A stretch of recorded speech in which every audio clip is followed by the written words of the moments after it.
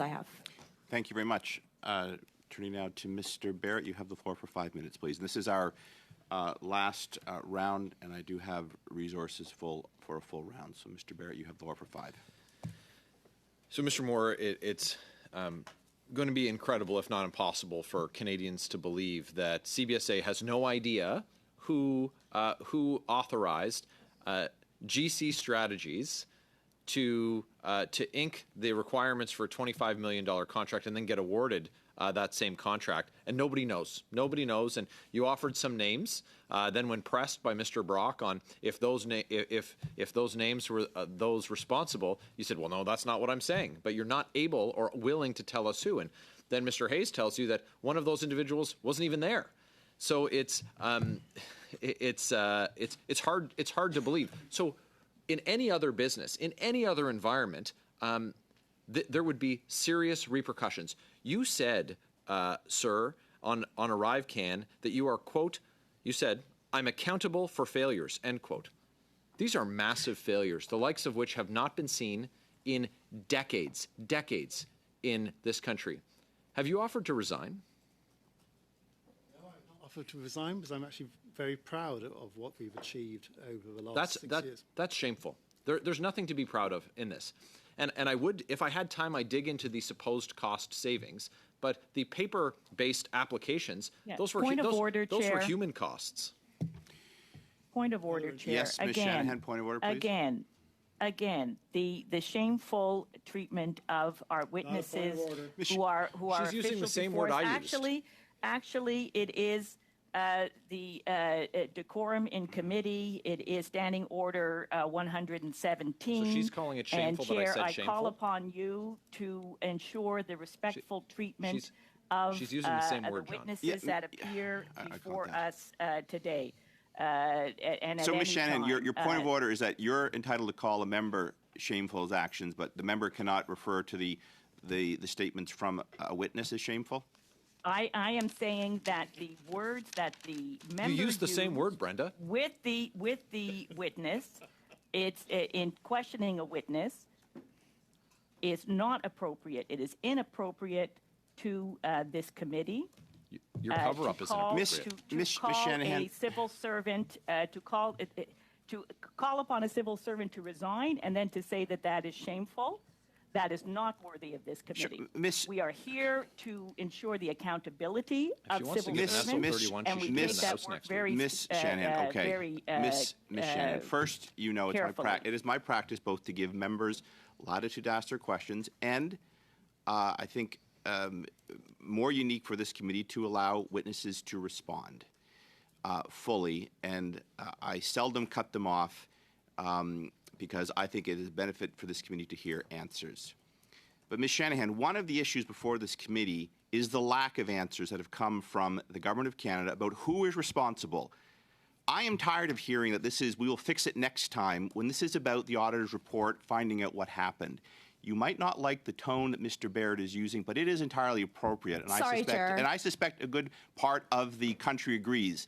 Now, don't bring me into this debate with these frivolous points of order on tone, particularly when you take issue with the word Mr. Barrett used and then use it yourself to describe his actions, thereby reinforcing the point it is accurate. Mr. Barrett, you have the floor. Chair? Is it a point of order, Ms. Killian? Yes, Chair.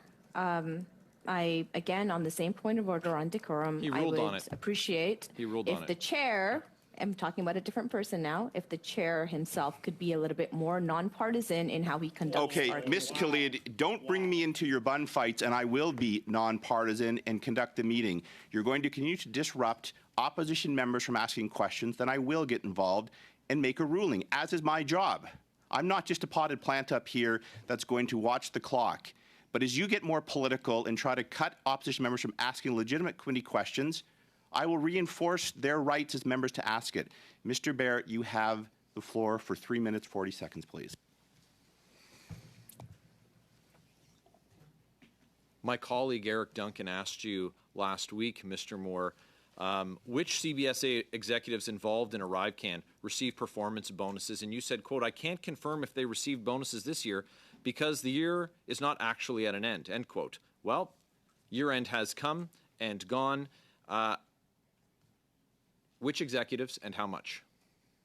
I'm not able to answer that question because I'm not responsible for executives' performance bonuses. Well, that wasn't your answer last week, sir. You said that you weren't able to provide the answer because the year-end hadn't come, not that you weren't responsible for it. So let me ask you a question with precision that you will be able to answer. Did you, sir, receive bonuses for your work? I think, as I said last week, I did receive some performance pay during the periods when while I've been the CFO.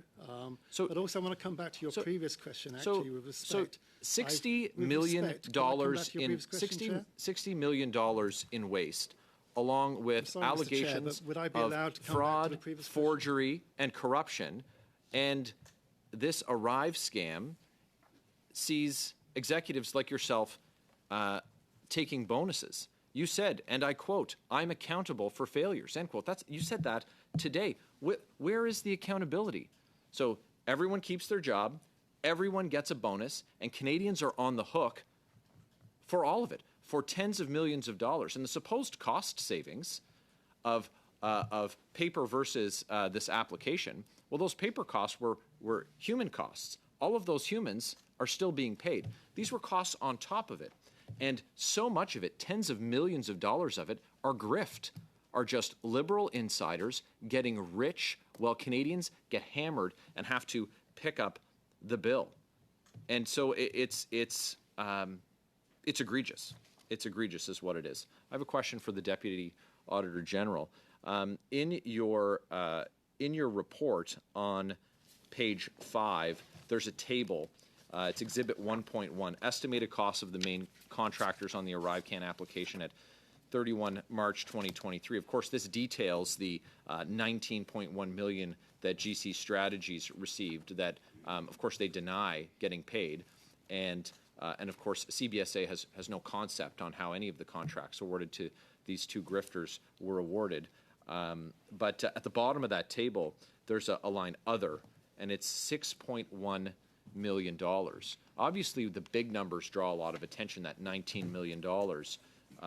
But this $6.1 million. So Canadians are now wondering how much of this corruption exists in the system and what makes up these companies. Are there numbered companies involved?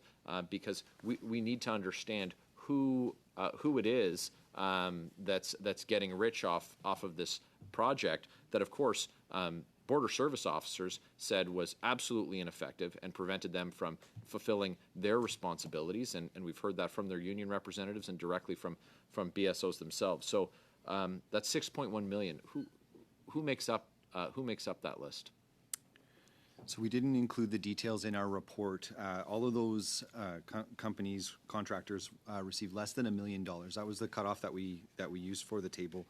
As we said in the footnotes to the table, there were 21 contractors. We haven't notified those contractors of the fact that we would name them in the report. We didn't name them, but there were 21. So we're talking from the low dollar values up to, at the high end, possibly $1 million. Are you able to furnish the committee with a list of those contractors? We do have a list of those names, and we can provide it to the committee. Thank you very much. I appreciate the work of the Auditor General's office. Thank you, Mr. Barrett. That is your time.